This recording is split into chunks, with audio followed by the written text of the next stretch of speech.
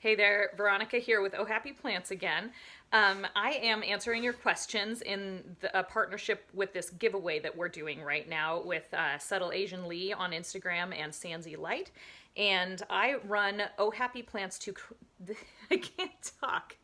So I'm a total dork. I run the tutorial community at Oh Happy Plants, and it's totally free. We have tutorials just like this one and more in-depth tutorials, pest care tutorials, all sorts of things at members.ohhappyplants.com. And I'm sure if you're watching this, you'll be able to find my profile. It's just at Oh Happy Plants on Instagram, and you'll be able to find all of these things. We're ohhappyplants.com. Everything is linked from there. So today we are going to talk about potting propagations in the wintertime, if you should wait till spring, and if propagation is even possible in the wintertime.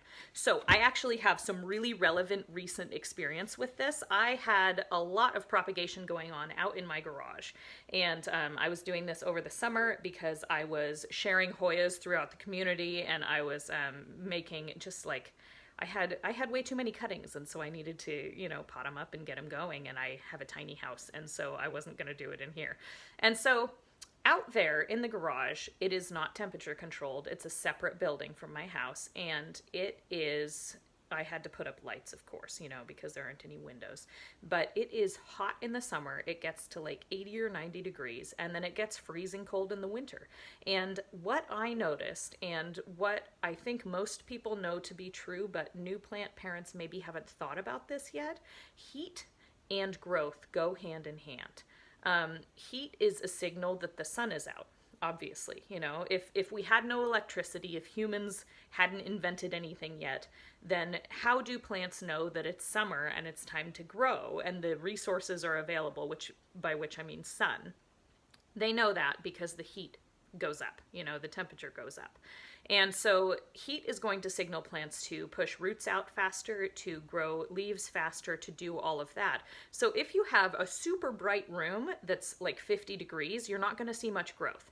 If you have a super dark room that's like 90 degrees, it's going to be like funky growth. It's going to be weird. It's going to be trying, and it's going to look all like, I don't know, stretched out and leggy and strange, but it's still going to be doing it. And so those things really work hand in hand as far as what the plant is kind of hearing, like what environmental signals they're receiving from whatever's going on around them.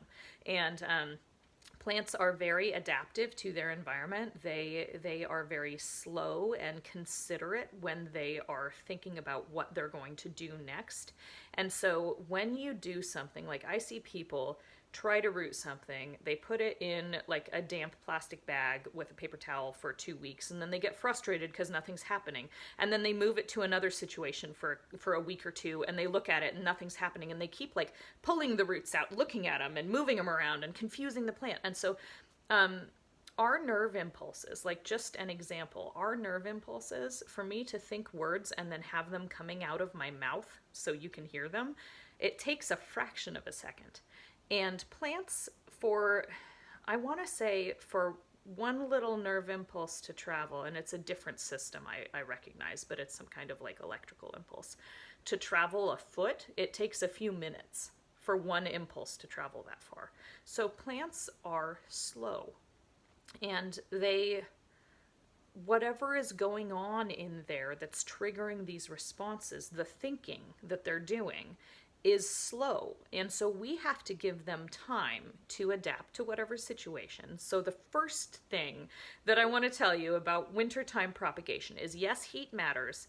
And I guess the second thing now is that we need to give them time to respond to whatever we have given them. And so if they are in a propagation box, and if it's relatively cool, if it's maybe 65 degrees, that's going to trigger them to start growing, but extremely slowly, because they know that something's going on. Maybe it's not time to really be doing that. But if it has no roots, it's going to want to grow roots. It's going to want to spend whatever energy it has on growing roots. And so one way you can encourage that is to put a heat mat underneath your prop box, or even if you, like I root everything in dirt near about. I don't even bother with propagation boxes or humidity domes or any of that crap. I just shove it in soil. I use a little rooting hormone sometimes, and I just shove it in soil and I leave it. And I'm just like, yeah, okay, you better live. And, and they do, so it works. But um, it's it's one of those things where the props that I had going out in my garage, they were not rooting up for ages, and normally Hoyas take 6 to 8 weeks to develop a really solid root system if they have enough light and enough heat, and obviously the even moisture that they need. I keep the soil, when I put them in soil, at a very even level of moisture at all times, because the moisture triggers those little adventitious roots to start going. And so if they have all of those things, they take 6 to 8 weeks, no matter what, anyway, to develop a good solid root system. Now, the ones that I started out there in like late August, early September, they were not fully rooted until right about now, and it's Thanksgiving tomorrow. And so that was like 3 months, which is kind of insane if you're thinking about waiting for roots. But if you think about it, I didn't move them inside until it was too cold out there, and it was like a risk of death. And because I'm kind of an asshole to my plants, if I can say that, being totally inappropriate, but I didn't have space in here because it's a very small house, and so I had to create that space, and I put it off until the last minute, and then I moved them inside, and so they had a bit of a rough time of it. They weren't getting the heat that they need. They still had the lights on, but it was not warm enough out there, and so then I moved them in, and they started rooting up a whole lot better after I moved them inside, because all of a sudden they had heat. Now in here, there's not enough light. And so it was kind of like they have enough light out there, but it's way too cold, and then it switch everything. And so then they had to adapt to this sudden change in environment where they're like, what the heck is going on? And so if you think about it, for me to expect those plants to be fully rooted and perfect and ready to go, that would be unreasonable. And so we just have to have patience. And so if you're going to propagate in winter, the answer is yes, by the way. If I haven't gotten there yet, yes, you can propagate in winter. Yes, it takes patience. Yes, propagation no matter what takes patience, but those are the things to consider.